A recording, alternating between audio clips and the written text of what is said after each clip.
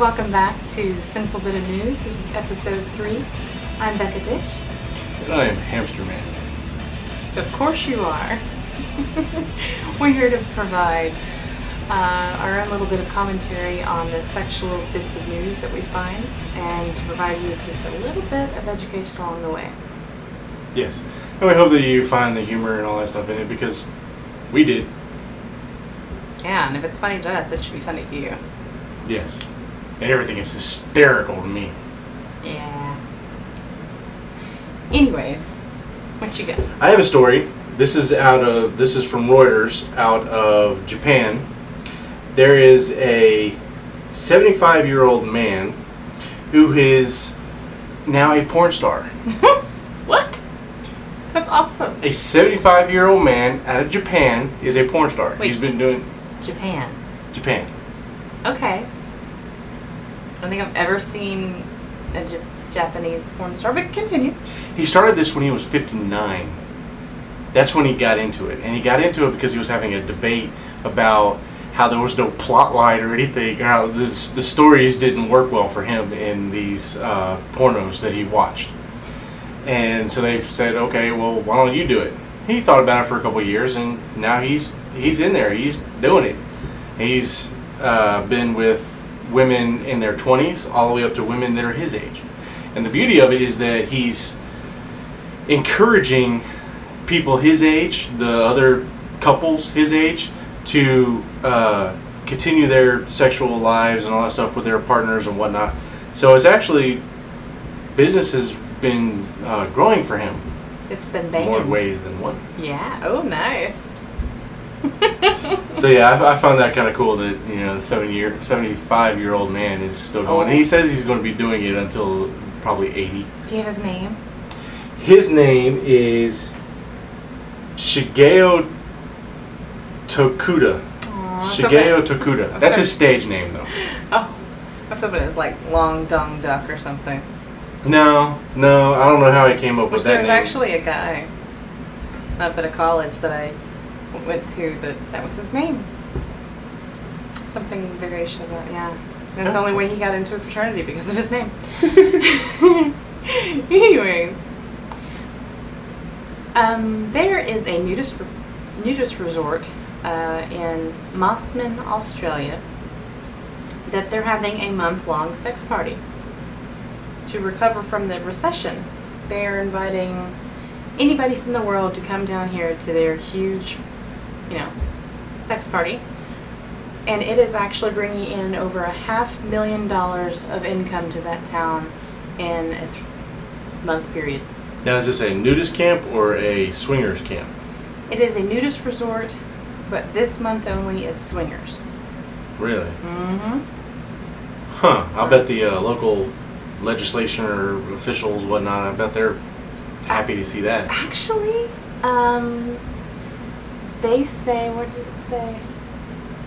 Provided it doesn't constitute a breach of the Australian law, guests are welcome to do anything. So I'm guessing as long as they're not being paid to have sex or anything that, is... Yeah. They're just, out enjoying themselves. And as long as they're in the confines of the establishment, they're doing as they will. Good for them. Just like you can drink in a bar, but you can't be drunk in public. You can have sex in a resort, but you can't have sex in public. Right. So, I thought that was... So when are we going to Australia? Can we go next year? Next year it's going to be 3 months long. Ooh. I know. Is that actually part of it, or? Yeah. Really? Yeah. Awesome. I know where we're going. What else you got? I have a story out of California.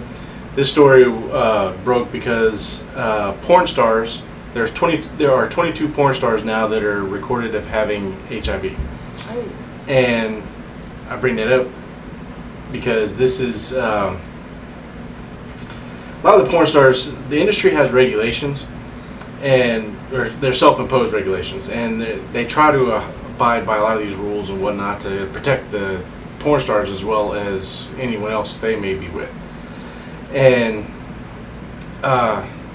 they're just having the officials are having trouble actually figuring out what's going on, because a lot of the porn stars, the companies or whatnot, aren't cooperating very well. So a lot of advocates are pushing to have Condoms in porn? yes, mandatory condoms. Good. I guessed it right. Vivid, though, one of the good things about Vivid is that they leave it to the discretion of the actors, because they realize that these are adults, and this is their statement. They said these are adults, they know what they're doing, it's their choice whether or not they want to use a condom in their videos. But they do promote using the condoms. But I'm sure that they probably don't make as much because, you know, all that stuff. They're wearing a condom. That's such a turnoff. But AIDS, that's so hot. Yes. I mean, really, if where is it? Isn't it outside of Las Vegas? The prostitutes actually have to wear Bunny Ranch. No, the prostitutes. Well, that's one I know, but the prostitutes actually have to be tested all the time. They wear a little ID saying, you know, if you're gonna make sex your line of work, you would pretty much. I think it would need to be a requirement that you're clean. You know, I don't know. I just think that's odd. No, let's just have sex without a condom. Well, prostitution it's just versus like a handshake.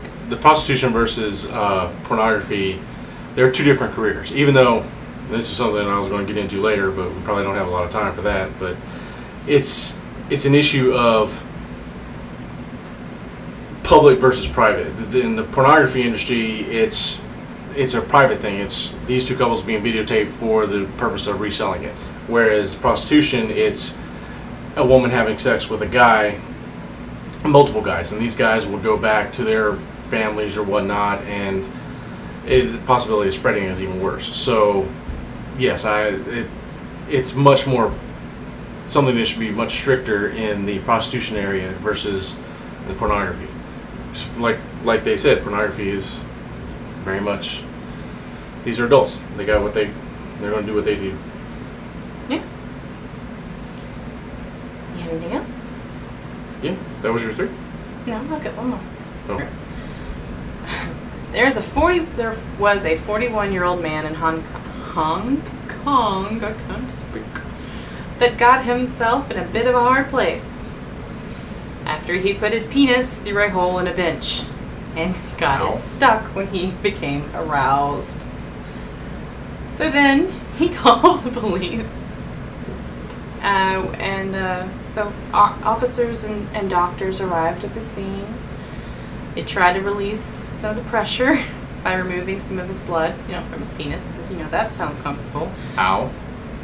Their efforts proved unsuccessful, forcing them to cut around the bench, and he had to go to the hospital with the bench stuck to him.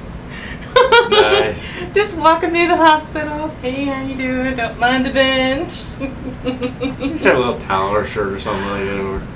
You know what? If you're bold enough to have sex with a bench in a park, I'm pretty sure you can walk in freely and respectively into a hospital with your bench. Was this daytime? Didn't say.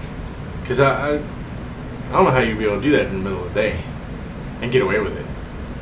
Obviously, he didn't. Well, he did. Well, he got as away far with as it.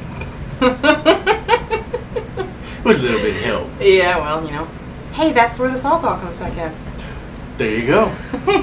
That'll do it. You know what? They actually said if he had been stuck for one more hour, they would have had to amputate his penis. Ow. All for some bench loving. There must have been some sexy benches. I know, all curvaceous and wooden and got a hole in it. It's the hole that did it. He got wood with the wood. Nice. Oh, well, I think that about wraps it up for us. I am Hamster Man. Da, da, da, da. I am Becca Ditch. We will see you next time. Have a nice day. Boobies!